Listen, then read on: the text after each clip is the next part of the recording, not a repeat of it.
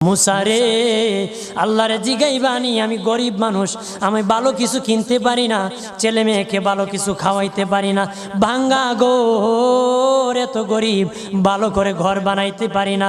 আল্লাহরে জিগাইবানি কি করলে আমার উন্নতি হবে, ধনী হব, টাকা পয়সা হবে। আল্লাহরে জিগাইবানি।